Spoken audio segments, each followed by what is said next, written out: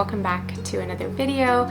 My name is Alex, and today I just wanted to sit down and have kind of a cozy chat about garden books.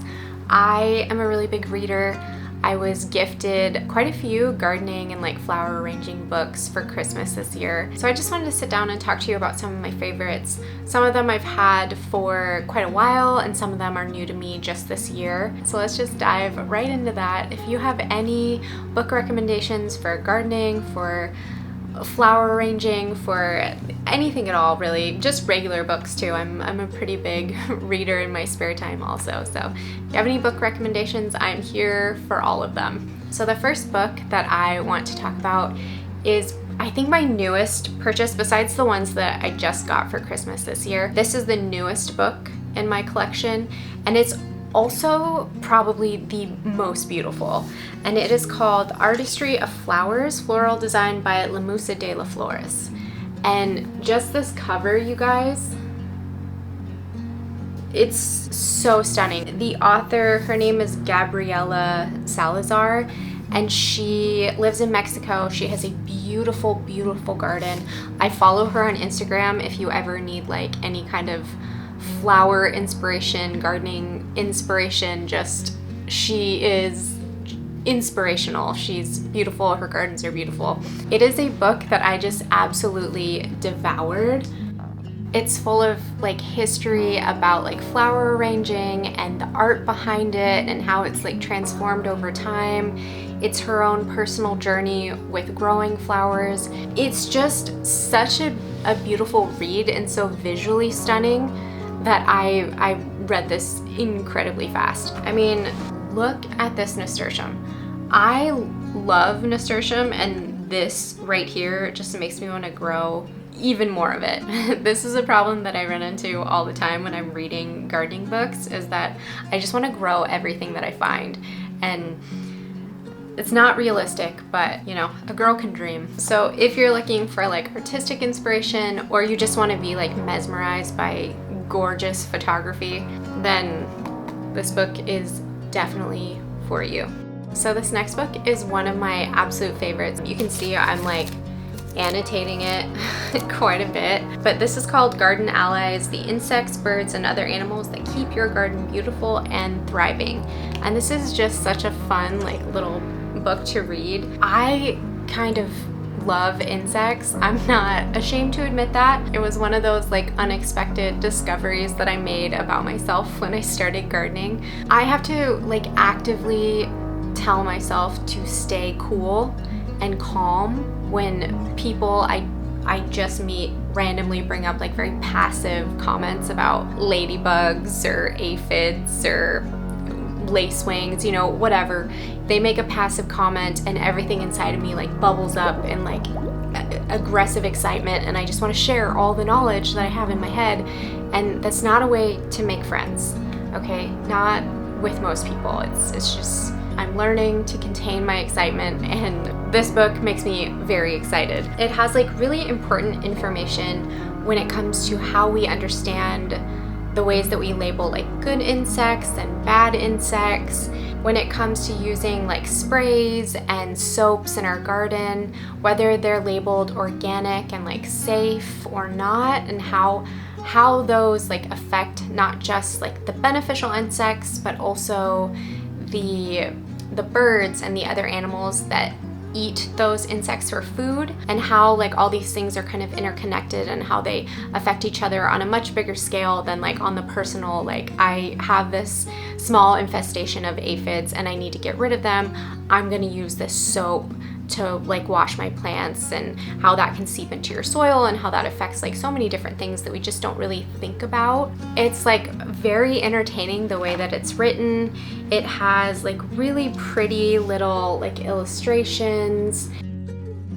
So you learn so much about pollinators and different kinds of beetles and mushrooms and ladybugs and all kinds of stuff. So this is a really fun, cool book that I highly recommend. I enjoy it a lot, and I think that if you're into that kind of stuff, or if you want to learn more about that, you should definitely give this a try. There is an alarm that has been going off all day, and I'm just really hoping that you guys cannot hear it. So this next book was actually a book that I was given for my birthday this year. So it's pretty new, but I've used it so much already this year. It's called Gardening for Everyone, Growing Vegetables, Herbs, and More at Home.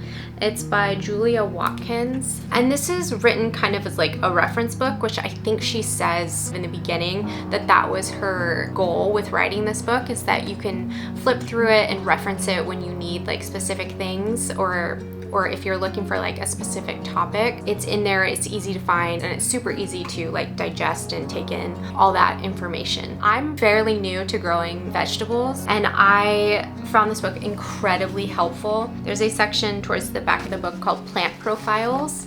And so far, I've used this section of the book the most, just being able to look up different veg that I was growing, what their needs are, how to keep them healthy, how to keep them alive. So I found that to be really, really resourceful and like nice to have. Speaking of keeping things healthy, this next book, I picked it up from a garden show that we had in Seattle just a few years ago, and I love this book so much. I love to recommend it to people. It's called Grow Your Soil, Harness the Power of the Soil Food Web to Create Your Best Garden Ever by Diane Meisler. You can see I've like annotated this book as well. I haven't really read too many books about soil health, so if you have any recommendations, please let me know down in the comments. I would love to pick them up because I am so fascinated by this topic, right? Like I love flowers and I love arranging and gardening, but this soil health and insects and microbe diversity, like those are the things that get me like truly unhinged and excited about gardening. It's like the dark underbelly of the garden. I just find it so oddly fascinating. And with this book, I learned a lot about this like soil food web that she talks about on the cover. It's written in kind of a funny, like engaging way. It's not boring at all.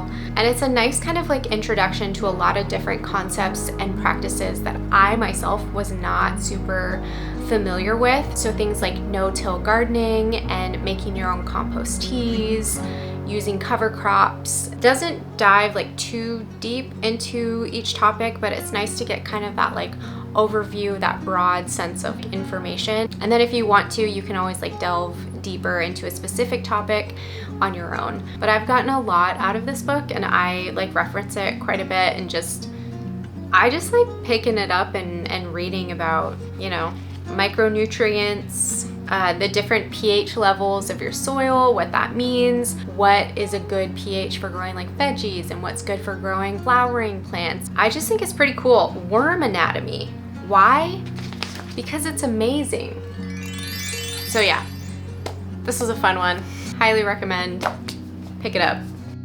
And then finally, we are jumping back into all the beauty and the loveliness of gardening with the Gardener's Palette, Creating Color Harmony in the Garden. It's by Jo Thompson. And this book is full of just like so much garden inspiration, just beautiful, beautiful gardens of all kinds, different like color palettes and different kinds of like wild and cottage, and just so many different like garden types and beautiful pictures. It doesn't provide a whole lot of information about the flowers, but it doesn't have to. That's not what it's here for. That's not what it needs to do. If you are interested in color theory and garden design, in just beautiful, lovely photos, this book is perfect for you. It is just lovely in every way. I will say that I was introduced to a couple of flower varieties that I was not aware of previously, and after looking them up, I realized that they do not grow well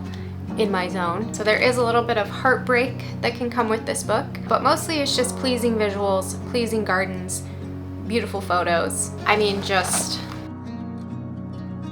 this makes me want to have like a wild cut flower garden, you know? I talked about it in my earlier videos this year before I went to Paris and ran out of time, but how I wanted to like make my gardens feel more wild and more natural, and this honestly was the inspiration for that. I looked at these gardens and I was like, I just want flowers to just be intermingled and mixed together and feel just crazy and natural and beautiful.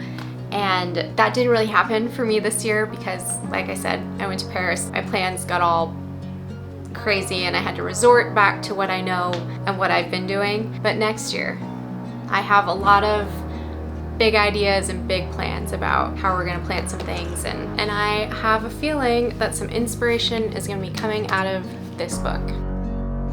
So that was like, what, 5 of some of the gardening books that I've been reading the most sort of this year. I honestly have quite a few other books that I could share with you. I think I got like 3 or 4 just for Christmas. So I'm pretty excited to kind of dive into those and see what kind of new information I can pick from each one of them. If you have any recommendations on gardening books, on soil books, flower arranging, anything that you want to recommend, please just leave it in the comments below, and I will see you guys in the next one.